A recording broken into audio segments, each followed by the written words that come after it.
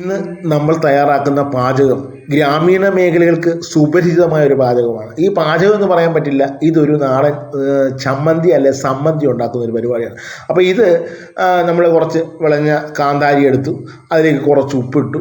അപ്പം ഇത് അരയ്ക്കുന്നതിനോടൊപ്പം തന്നെ നമ്മൾ പറയാൻ പോകുന്നത് ഇതിൻ്റെ നിങ്ങൾ നോക്കി അറിയാം, ഇത് കിട്ടുന്ന എല്ലാം പ്രകൃതിദത്തമായ സാധനങ്ങളൊക്കെ തന്നെയാണ്. അതായത് നമ്മൾ അടച്ചുപറ്റി എന്ന് പറയുന്ന പ്ലാന്തരിയിൽ നിന്ന് നമ്മൾ അന്നുണ്ടാകുന്ന അടച്ചുപറ്റി എന്ന പേര് പറയാൻ കാരണം ഇത് അരിയൊക്കെ വാർക്കാനും കപ്പപ്പുഴുക്കൊക്കെ വാർക്കാനും സൗകര്യമായ തടിയുടെ ഒരു ഉപകരണമാണ്.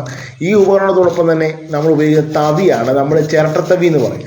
ഈ ചിരട്ടത്തവിയാണ്. അപ്പം എനിക്ക് തോന്നാറുണ്ട് ആദ്യം ചിരട്ട വെച്ചായി തമിക്കുന്നത്, പിന്നീട് ചിരട്ട തവി വെച്ചായി, ചിരട്ടയുടെ കണ ഉള്ള തവി വെച്ചായി.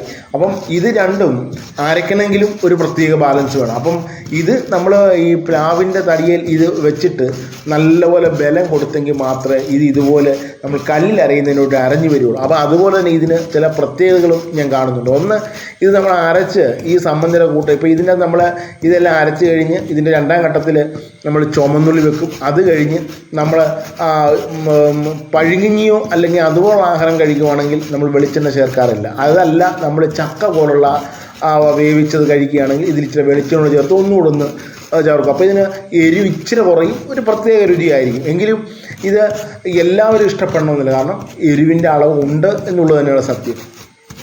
ഇതിനോടൊപ്പം തന്നെ പറഞ്ഞുകൊള്ളട്ടെ, ഇത് പ്രഷറൊക്കെ കുറയ്ക്കാൻ ആ കാലഘട്ടങ്ങളിൽ നിയന്ത്രിക്കാനും ഒക്കെയുള്ള സംവിധാനങ്ങളും ഈ കാന്താരി മുളകിൻ്റെ സവിശേഷതയിലുണ്ടെന്നാണ് കരുതപ്പെടുന്നത്. അപ്പം ഈ സമ്മന്തി അരയ്ക്കുമ്പോൾ തന്നെ ഇത് നമ്മൾ പറഞ്ഞല്ലോ അടച്ചുപറ്റിയുടെ പലകയിലാണ് ഇത് അരയ്ക്കുന്നത്. ഈ സമ്മന്തി ഒരു 20-25 മിനിറ്റ് എന്ന് പറഞ്ഞാൽ നമ്മൾ അന്നേരം ഉപയോഗിച്ച് കഴിഞ്ഞ് കുറച്ച് നേരം കഴിഞ്ഞാൽ ഇതിൻ്റെ രാസപ്രക്രിയ ഇതിൻ്റെ രുചി തന്നെ മാറിപ്പോകും. പിന്നീട് ഈ സമ്മന്തി കൊള്ളില്ല എന്നുള്ളതൊരു വസ്തുതയാണ്. അപ്പം അടച്ചുപറ്റി സമ്മന്തി നമ്മൾ അരച്ച് കഴിഞ്ഞാൽ അത് അന്നേരം കഴിച്ചു മാറുക, പിന്നീട് ഇത് കഴിക്കാൻ കൊള്ളില്ല.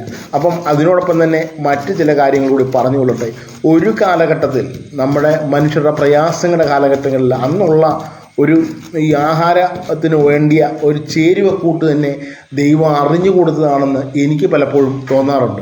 ഇതൊക്കെ കഴിച്ചു ശീലിച്ച ഒരു ജനതയാണ് പിന്നീട് ശക്തമായ സാമ്രാജ്യങ്ങളും ശക്തമായ കോർപ്പറേറ്റുകളും ഒക്കെ ആയി മാറിയതെന്ന് ചിന്തിക്കുമ്പോൾ അവർ ആദിമകാല ഘട്ടത്തിലുള്ള മനുഷ്യർ എന്തുമാത്രം ത്യാഗങ്ങളും പ്രയാസങ്ങളും സഹിച്ചിരുന്നുവെന്നും അതിൽ നിന്നുള്ള രുചിക്കൂട്ടുകളാണ് പലതും കണ്ടെത്തിയത് എന്നുള്ളതും നമ്മളെ അത്ഭുതപ്പെടുത്തുന്ന കാര്യമാണ്.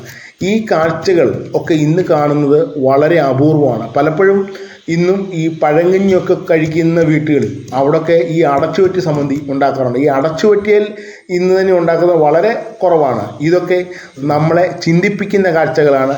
ഈ ചിന്തകളാകട്ടെ നമ്മുടെ പുതിയ ചിന്തകളിലേക്ക് നയിക്കുന്നത്.